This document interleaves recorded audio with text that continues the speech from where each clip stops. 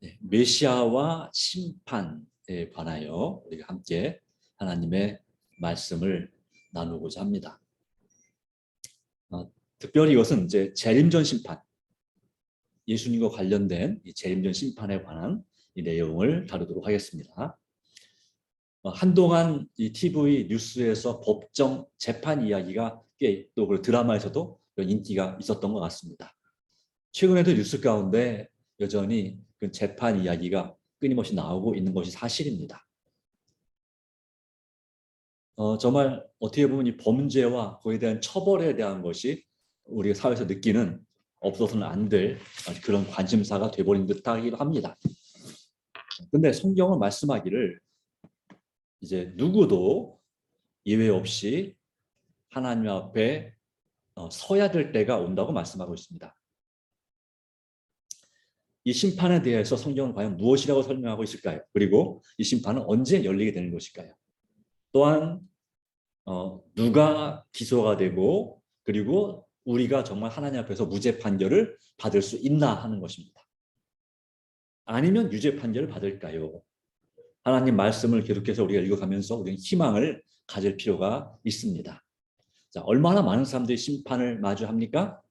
고린도후서 5장 10절 말씀은 이렇게 기록합니다. 읽겠습니다.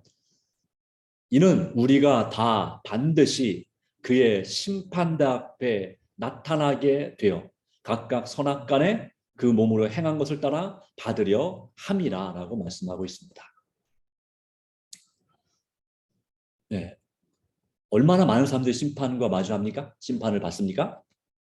이 말씀에 의하면 모두가 다, 모든 사람들이 다 심판을 마주하게 됩니다. 하나님을 믿지 않은 사람들만 심판을 받는 것이 아니라 하나님을 잘 믿는 사람들도 심판대 앞에 서게 될 것을 말씀하고 있습니다. 그 삶 속에 내렸던 모든 결정에 대해 답을 해야 될 때가 오는 것입니다. 어떤 이들에게는 매우 심각한 상황이겠지만 또 어떤 이들에게는 이 사건을 두려움 없이 받아들일 그런 것이기도 합니다. 확실한 것은 우리가 예수님을 신뢰한다면 그 심판을 확신을 갖고 마주할 수 있을 것이라고 말합니다. 왜냐하면 심판주가 누구시기 때문에요. 심판주는 바로 예수님이십니다. 그래서 예수님께서 우리의 심판주가 되기 때문에 우리가 그분을 믿고 신뢰한다면 이 심판이 의인들에게, 구원받을 사람들에게는 두려운 일이 아닐 수 있다고 하는 것이죠. 예, 또 이렇게 말하기도 합니다. 하나님께서 사람의 모든 것을 다 아시는데 전지전능하신 분이신데 사람이 그 죽으면 당연히 심판이 될 텐데 굳이 재림 전에 심판이 또 다른 또 추가적인 심판이 필요한가라고 하는 것입니다. 그냥 나중에 최후의 심판만 있으면 되지 그 중간에 어떤 심판이 또 과정이 필요한가라고 주장하기도 합니다. 근데 하나님께서 그렇게 정해 놓으셨다는 거죠. 우리가 다 반드시 그의 그리스도의 심판대 앞에 나타나게 돼요. 선악간에 그 몸으로 행한 것을 따라 받으려 함이라 그랬습니다. 그래서 우리는 누구나 다 심판, 의인은 의인대로 심판을 받고 악인은 악인대로 심판을 받을 것을 우리는 분명히 볼 수가 있습니다. 이 심판은 예수님 재림 전에 있을 것인가요? 네, 그렇습니다. 요한계시록 22장 12절 말씀 보시면 뭐라고 했습니까? 보라 내가 속히 오리니 내가 줄 상이 내게 있어. 그다음에 어떻게 한다고요? 각 사람에게 그가 행한 대로 갚아주리라 라고 했습니다. 이 재림, 예수님의 재림은 이 심판을 집행하는 것입니다. 각 사람의 행한 대로 갚아주는 것입니다. 그러기 위해서는 이 집행을 하는 거니까 선고가 아니라 집행이니까 그 선고 집행 전에 뭐가 있어야 돼요? 선고가 있어야 되는 거죠. 이 사람이 상을 받을지 아니면 벌을 받을지에 대한 그런 선고가 먼저 있어야 되는 것입니다. 그렇기 때문에 이 상이 주어지기 전에 이제 누구에게 그 상을 줄지가 결정돼야 됩니다. 자, 하나님은 누구에게 상을 줄지를 이미 알고 계실까요? 모르실까요? 알고 계시죠. 그런데 왜 재림 전에 이 심판이 있어야 될까요? 알고 계신데. 예, 조금 전에 말한 같은 질문이죠. 자, 재림 전에 심판이 먼저 있어야 한다는 사실을 성경은 분명히 기록합니다. 그리고 심판은 누가 구원받을 것인지, 그리고 누가 잃어버림을 받을 것인지를 드러내는 것입니다. 더 큰 의미는 이제 누가 구원받을 사람의 무리에 속할 것인가를 드러내는 것입니다. 물론 하나님께서는 이미 다 조사 다 끝나셨고, 그리고 적어도 이제 이미 돌아가신 분들에 대해서는 모든 조사가 다 끝나 있습니다. 살아있는 사람들, 그리고 앞으로 살아갈 사람들, 태어날 사람들에 대해서는 이제 심판 진행 중이죠. 각 개인별 심판이 진행 중입니다. 자, 그런데 여기서 말하는 심판은 개인별 심판이 아니라 전체에 대한 심판이라는 룰을 생각할 필요가 있겠습니다. 전체, 이 성소, 교회에 대한 심판입니다. 성도 개인이라기보다는 성도들에 대한 심판입니다. 그렇게 보셔야 돼요. 그래도 악인 개인의 심판듯이 악인들에 대한 심판도 크게 보면 있는 것이죠. 네. 그래서 이 예수님을 믿는 사람들에게 주어지는 이 선고 혹은 보상은 우리의 친구요 구세주이신 예수 그리스도께서 심판주가 되셔서 심판하실 때 그에 따라 영원히 함께하는 상을 받는 그런 심판이 될 것입니다. 자, 재림 전에 심판이 있다는 사실을 분명히 이해할 필요가 있습니다. 네, 이것은 성소의 구약의 이스라엘 절기 가운데서 7가지 절기가 있는데 그 7대 절기 가운데 6번째 절기가 무엇입니까? 네. 자, 한번 보겠습니다. 첫 번째 절기가 뭡니까? 유월절입니다. 그 다음에 두 번째가 뭡니까? 무교절입니다. 그 다음에 무교절의 그 첫날에 무슨 절기가 있냐면 아니 무교절 둘째 날에 무슨 절기가 있냐면 이 요제절이 있습니다. 요제절 또는 초실절이라고 하는 유무요. 그 다음에 이 초실절부터 시작해서 50일째 되는 날이 뭐가 있냐면 성령 받던 기독교 초대절 기독이 성령 받던 날 오순절이 있습니다. 그래서 유무 요오 이렇게 이 4가지 봄절기가 있습니다.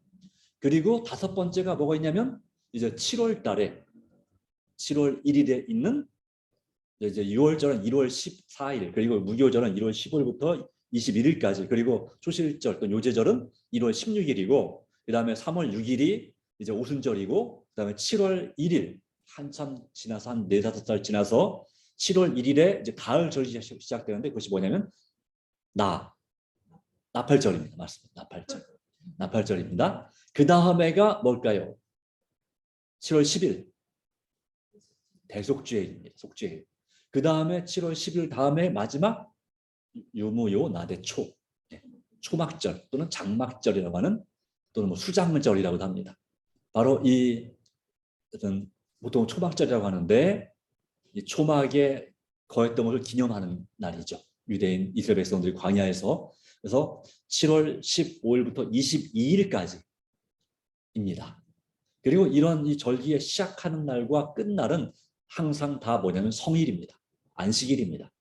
1월 15일 1월 14일 6월절 안식일, 1월 15일 무교절 첫날 안식일, 그 다음에 1월 16일 초실절 안식일, 그리고 1월 21일 무교절 마지막 날 안식일, 3월 6일 오순절 안식일. 그 다음에 뭐가 있어요? 예. 그리고 이제 나팔절 안식일입니다. 대독제일 안식일입니다. 그리고 이제 이 초막절 첫날과 마지막 날 15일과 22일 안식일입니다.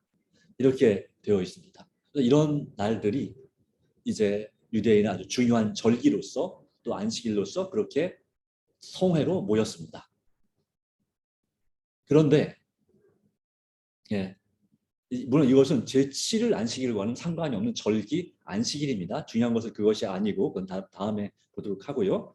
이 대속죄일이 역사적으로 이제 이 시대의 재림전 심판의 시기를 가리킨다 하는 것입니다.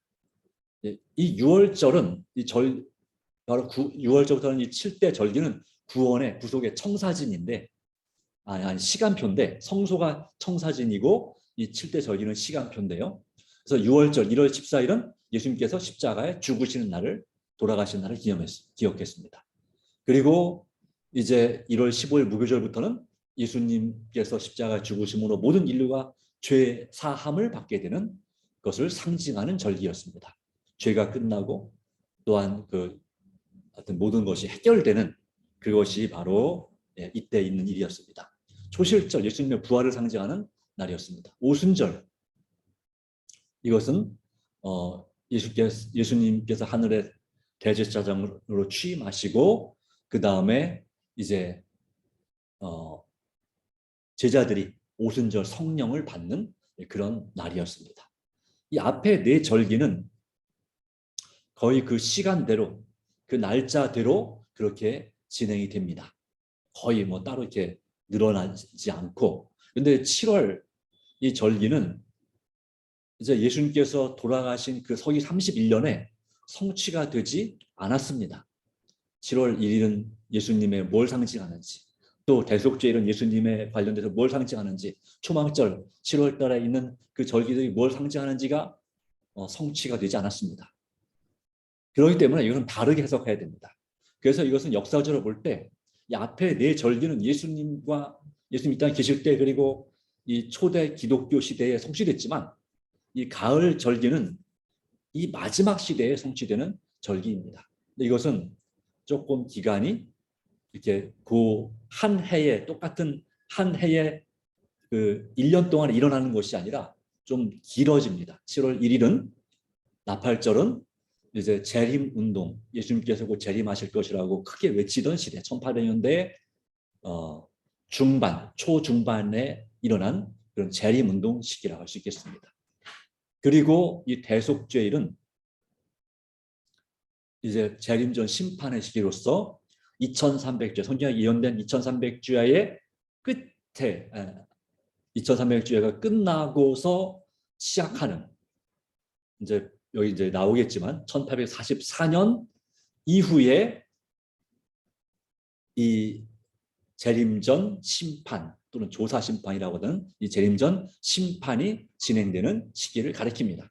그리고 이 초막절은 뭘 가리키는가? 예수님의 재림이 아니라 예수님의 재림하신 후에 천국에서의 천년기, 천년 동안 왕노릇하는 그 시기를 가리키는 것이 바로 이 초막절입니다. 그렇게 해석이 되어지고 있습니다. 그 가운데서 이제 재림전 심판을 우리가 다루고 있는 것입니다. 그래서 예수님 재림 전에 심판이 있다. 재림 전 심판이 있다. 이것은 바로 누구에 대한 심판이다? 의인에 대한 심판이다. 그 근거는 고린도서 5장 10절. 우리가 다 각각 그리스도의 심판대 앞에 서리라 했죠. 아까 좀 전에 말씀 가운데 여기 분명히 말씀했죠. 우리가 다 반드시 그리스도의 심판대 앞에 서게 될 것이다라고 말씀한 것이 근거입니다. 의인이나 악인이 다 마찬가지다라고 하는 것이고요. 다니엘은 이 심판을 어떻게 묘사하고 있냐면 다니엘 7장 9절 10절 말씀 가운데 뭐가 놓여 있다고요? 왕자가 놓이고 일적부터 항상 계시가 좌정하셨는데 심판을 베푸는데 책들이 펴 놓였더라라고 말씀하고 있습니다. 책들이 펴 놓였더라. 이 심판의 결과는 무엇입니까? 여기서만 책들은 우리가 생각하는 책은 많이 다릅니다. 적어도 세 종류의 책이 있습니다. 어떤 책입니까?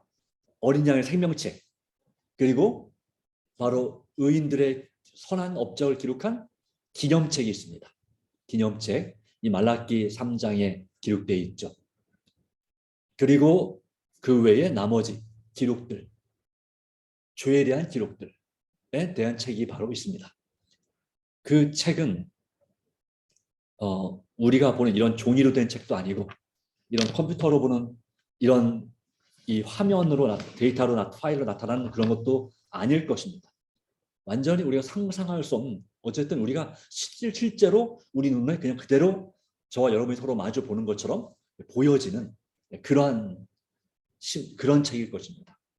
3차원 아니고 4차원 어떤 차원을 넘어선 그런 책인데 우리가 다만 그 예측할 수 있는 것은 이 책이 그러니까 이 책은 책의 자료가 어디에서 나와 있느냐, 또 어디에 기록되었느냐라고 할 때에 기본적으로 사람의 이 죄에 대한 기록은 어디에 기록이 되냐면 사람의 유전자에 기록되어 있습니다. 유전자, 뇌 속의 유전자에 모든 기록이 남아 있습니다. 여러분이 태어나면서부터 죽을 때까지의 모든 기록이 유전자 지도에 다 있답니다. 언제 다쳤는지 다친 그 흔적들도 다 남아 있답니다. 또 언제 무슨 일이 있었는지에 대한 그 기록들이 그것이 남아 있다 합니다. 질병에 관한 기록뿐만 아니라 여러 가지 스트레스 받았던 기록들, 내가 눈으로 보고 귀로 듣고 보고 듣고 했던 그 모든 것들이 남아 있습니다. 아직까지 과학이 더 발달하지 못해서 그냥 더 충분히 발견하지 못하지만 또 어디 기록되어 있냐면 성경 말씀에 보면 예레미야 17장에 흙에 기록된다 그랬어요. 흙에, 이 지구의 흙에 기록됩니다. 그렇기 때문에 그 가인이 동생 아벨을 죽였을 때 그 피가 땅에서부터 호소한다는 말씀이 있어요. 땅에서 호소한다. 흙 속에 그 피를 흘림, 죄를 범죄함으로 그 기록이 땅에 남게 됩니다. 그리고 또 어디에 기록될까요? 하나님의 기억 속에. 하나님의 기억 속에. 또 그 외에 우리가 알지 못한 다른 책이 또 있을 것입니다. 이것은 우리의 생각까지 그리고 보이지 않는 영적인 세계까지 다 기록해 놓은 그런 책입니다. 그래서 이것은 하나님께서 의도적으로 이것을 이렇게 편집하거나 왜곡시키지 않으신다고 하는 것입니다. 천년의 세월 동안 이 모든 것을 보여주시지만 하여튼 그렇게 된 것입니다. 또 그 전에 하나님께서 그래서 이 모든 있는 그대로 그 아무리 감춰놓은 완전한 그런 비밀이라 할지라도 다 드러나는 그러한 책이 될 것입니다. 하나님 앞에서는 감출 것이 속일 것이 아무것도 없는 것입니다. 그런 책들이 펴놓여 있고요. 심판의 목적은 무엇입니까? 다니엘 7장 18절 같이 읽어보겠습니다. 지극히 높으신 이의 성도들이 나라를 얻으리니 그 누림이 영원하고 영원하고 영원하리라. 첫 번째는 다니엘 7장에 보면 그런즉 심판이 시작된즉 이 작은 뿔 같은 세력이 끝까지 멸망을 당하고 성도가 나라를 얻었더라라고 기록하고 있습니다. 또한 역시 마찬가지로 이 다니엘 2장에도 그다음에 은, 동, 철, 반은 지름이 그 신상을 꿈이 있었죠. 그 나라 다음에 뭐가 등장했습니까? 사람의 손으로 하지 않은 뜨인 돌이 등장했습니다. 그 뜨인 돌이 그 신상을 쳐버림에 어떻게 했습니까? 그 신상은 산산조각 나고 그리고 그 돌이 온 세상에 가득하게 되었다 했습니다. 온 세상이 가득하게 된 바로 그것을 설명하기를 다니엘 2장 44절, 45절에는 영원한 나라, 하나님의 세우시는 영원한 나라가 등장할 것을 말씀하고 있습니다. 여기에 더해서 이제 이 심판의 목적은 바로 뭐냐면 바로 하나님의 심판에 있어서 공의와 진실함, 그분의 사랑에 대해서 모든 의문을 풀어주는 것입니다. 이것이 바로 심판의 목적입니다.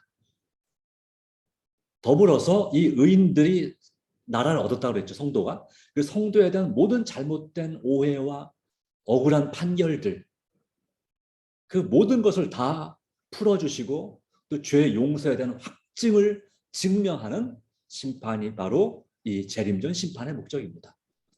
이것은 누굴 멸망시킬 것인가가 아니라 또 왜 그들이 멸망을 당할 수밖에 없는가가 아니라 이것은 이제 재림 후에 1000년 동안 하는 의인들이 악인에 대한 심판이고 이 재림전 심판은 왜 이 의인들이 구원을 받아야 되는지에 대해서 하나님께서 이미 그분 다 아시지만 우주 거민들에게 또 천사들에게 또 각 개인들에게 이제 증명하시고자 하는 심판입니다. 성소가 정결함을 언달했죠.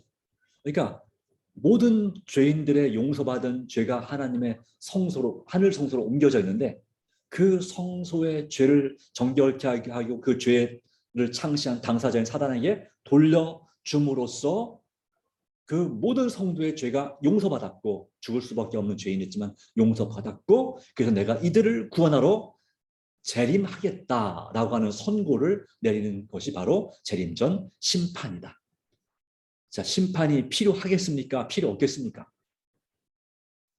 이런 의미에서 이런 심판이라면 그렇죠.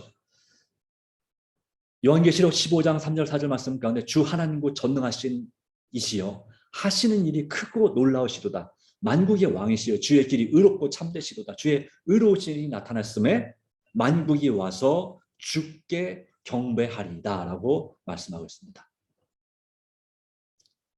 네, 참으로 의롭고 놀라우신 하나님께서 의인을 구원하기 위해서 모든 것을 다 하신 이 초림 때에 이 땅에 예수님을 보내시고 우리 인류를 구원하기 위해서 모든 걸 다 하시고 목숨까지 내주신 바로 그 하나님의 그 사랑을 그리고 예수님을 기념하는 예식이 바로 세종 예식과 성만찬 예식이죠. 우리가 내일 안식일 예배 시간에 하게 될 것입니다.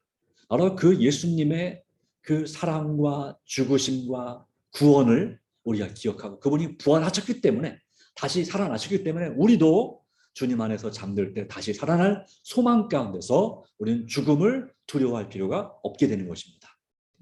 죽는 것이 무서우신가요? 여전히? 네. 자, 환난의 때, 야곱의 환난의 때에 고난 당할 것이 두려우신가요? 네.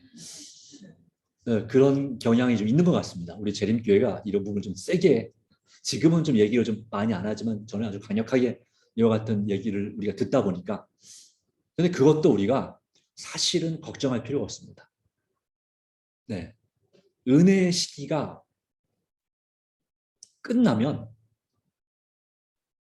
이제 은혜의 시기가 끝나기 전에 뭐가 시작되면 작은 환란이 시작됩니다. 환란이 세 종류가 있습니다. 작은 환란, 큰 환란, 그리고 야고의 환란이 있어요.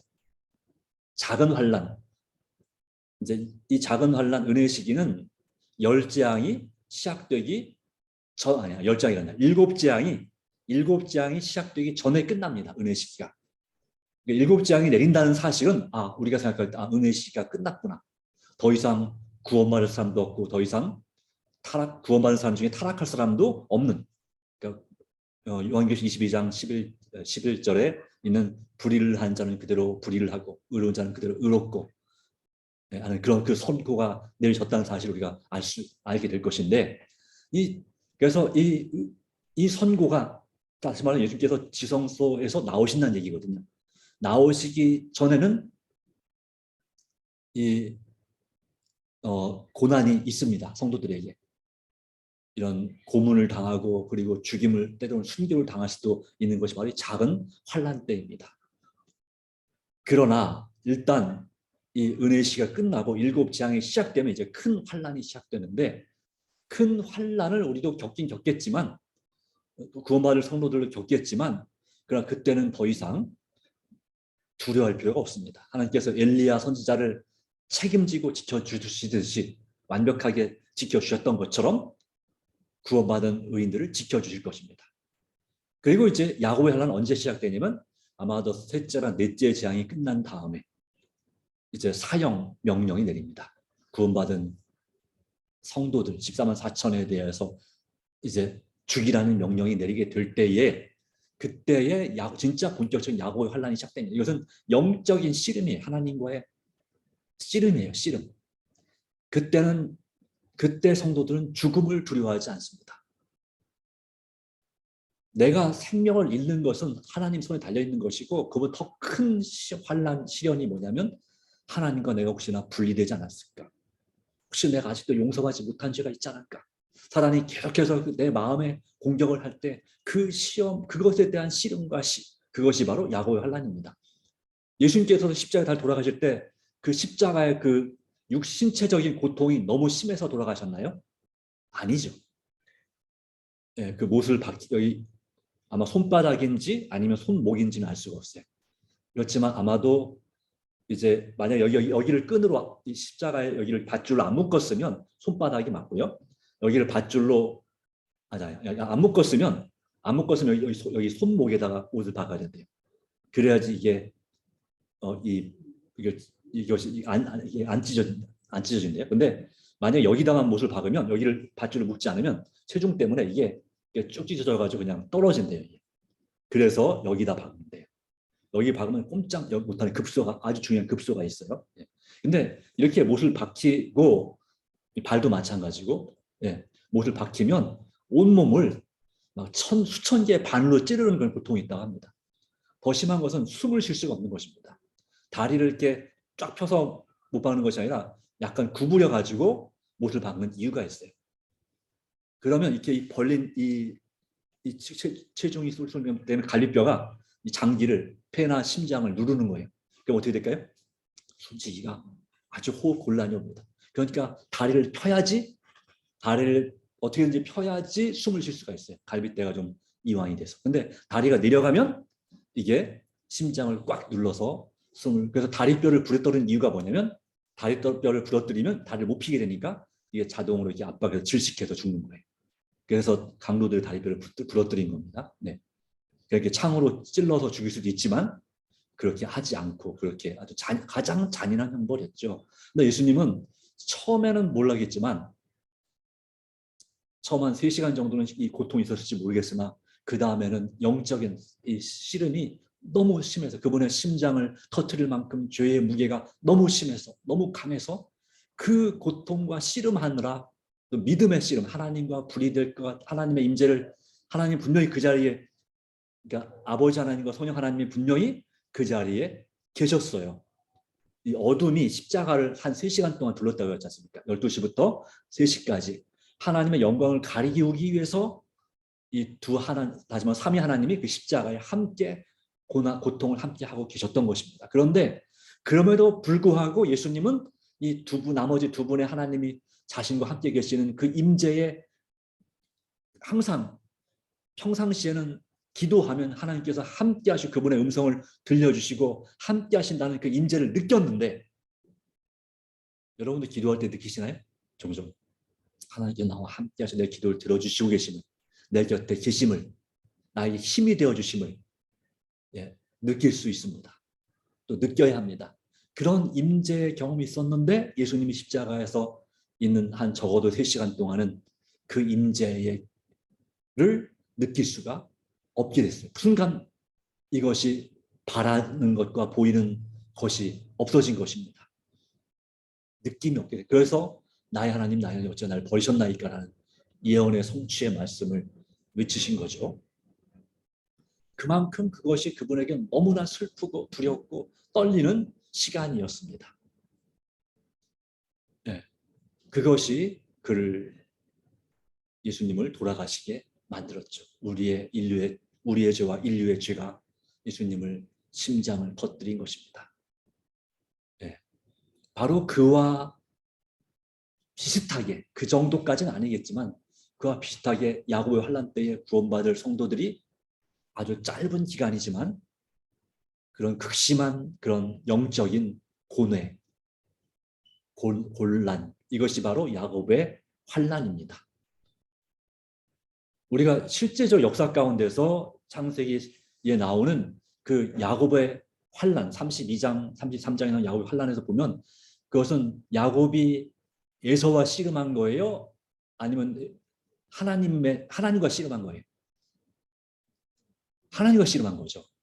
에서가 죽이러 온다고 하는 소식을 들었습니다. 생명의 위협을 느꼈습니다. 그러나 실질적으로 암살 그 에서가 보낸 자객이 와서 그를 죽이려고 해서 그 자객과 씨름한 것이 격투한 게 아닙니다. 그렇죠? 사람과 싸운 게 아니에요. 그렇죠? 하나님과 또 하나님의 사자와 싸운 것입니다. 씨름한 것입니다. 야고보의 환난은 그런 성격이 있습니다. 하나님의 돌보심, 확실한 지킴과 보호 가운데서 마지막 시험, 일명 중보자 없이서는 그러한 시험을 당하는 것입니다. 그러기에 그것을 우리가 죽음도 두려워할 필요가 없고 환난이나 핍박을 두려워할 필요가 없다고 하는 것입니다. 정말 두려워할 것은 무엇을 두려워해야 된다? 하나님을 두려워해야 된다. 내가 하나님과 나 사이의 관계가 정말 튼튼한가? 정말 친밀한가? 그리고 혹시라도 아직까지 내가 하나님께서는 죄라고 여기시는데 나는 그걸 죄라고 여기지 않거나 깨닫지 못해서 회개하지 못한 죄가 혹시 있지 아니한가? 내 자신을 진정으로 살피고 내 자신의 죄된 습관을 완벽하게 주님 안에서 해결하고자, 죄의 문제를 해결하고 용서받고자 전적으로 하나님을 의지하고 기도하는 그런 삶이 우리에게 필요하다라고 하는 것입니다. 이 영적인 대속죄의 기간에, 또 다시 말하면 재림전 심판의 시기에, 또 다른 말로 말하면 은혜의 시기에 하나님의 은혜가 베풀어질 이때 우리는 정말 전심을 다해서 하나님을 의지해야 될 줄로 믿습니다. 물론 오늘도 실패하셨을지도 모르겠습니다. 오늘도 죄를 지었는지도 모르겠습니다. 그러나 주님 안에서 다시 한번 용기를 내고 어찌 되었든 우리의 소망은 누구에게 있어야 됩니까? 하나님께 있어야 됩니다. 우리의 믿음은 누구에게 있어야 됩니까? 예수님께 있어야 됩니다. 예수님의 믿음을 가지고 승리할 수 있습니다. 자, 무엇을 심판의 근거로 사람들은 심판을 받게 되나요? 무엇을 근거로 심판을 받게 되나요? 전도서 12장 14절 말씀입니다. 읽겠습니다. 하나님은 모든 행위와 모든 은밀한 일을 선악간에 심판하시리라. 모든 행위와 모든 은밀한 일을 심판하신다 했습니다. 그런데 그 모든 행위와 모든 은밀한 일을 심판하는 근거가 뭐냐? 야고보서 2장 10절 12절 10절로 12절 뭡니까? 율법입니다. 하나님의 율법. 하나님의 율법, 그중에 특별히 여기 말하기를, 율법을 말하면서 뭘 얘기하냐면 십계명을 얘기합니다. 너희 누구든지 온 율법을 지키다 그 하나를 범하면 모두 범한 자가 되나니 간음하지 말라 하시니가 또한 살인하지 말라 하셨은지. 그 다음 말씀에 내가 비록 간음하지 아니하여도 살인하면 율법을 범한 자가 되나니 너희는 자유의 율법대로 심판받을 자처럼 말도 하고 행하기도 하라. 그러니까 율법대로, 하나님의 율법대로 심판받을 자처럼 말도 하고 행하기도 하라. 심판의 기준은 무엇입니까? 하나님의 율법입니다. 율법 10계명 중에서 9개를 다 지켜도 그 중에 하나를 안 지키게 어기게 되면 나머지를 다 어긴 것이 된다. 이해가 되십니까? 간음하지 아니하여도 살인하면 율법을 범한 자가 되느니라. 자, 왜 나머지를 다 범한 자가 될까요? 네, 심판의 기준 하나님의 율법인데, 자, 네, 이게 다 연결되어 있기 때문에 그렇습니다. 살인한다. 살인을 예수님께서는 형제에 대해서 바보라고 하거나 형제를 미워하면 살인한다고 그랬죠. 네, 형제를 미워하면 살인하는 것이다. 그런데 형제를 미워하면, 그리고 누군가를 이제 내 자신을 죽게 하거나 누군가를 상처받게 하는 거죠. 그렇게 되면 그것을 누가 슬퍼하실까요? 하나님이, 그리고 부모님이 슬퍼하십니다. 그리고 형제를 미워한다고 하는 것은 무엇입니까?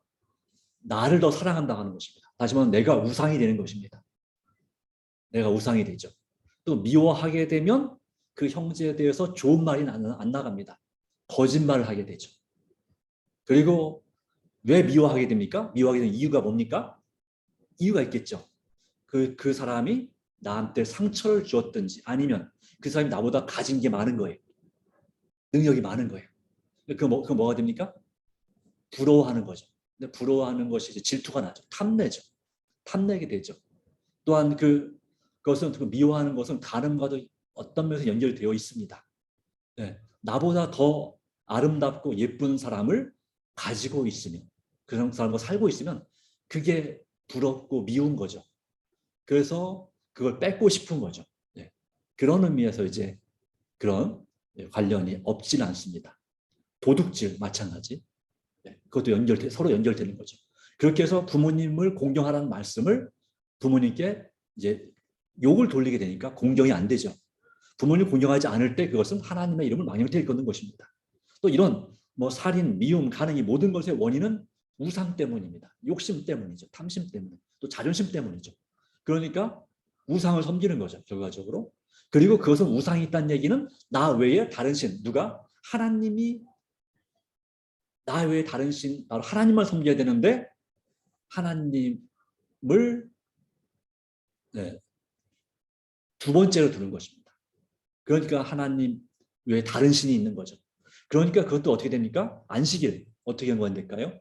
창조주와 우리를 창조하시고 구원하신 그 하나님을 기억하고 그분께 영광을 돌린 날이 안식일인데 우상을 섬기게 되다 보니까 결과적으로는 이 간음도 사실 우상이죠. 네.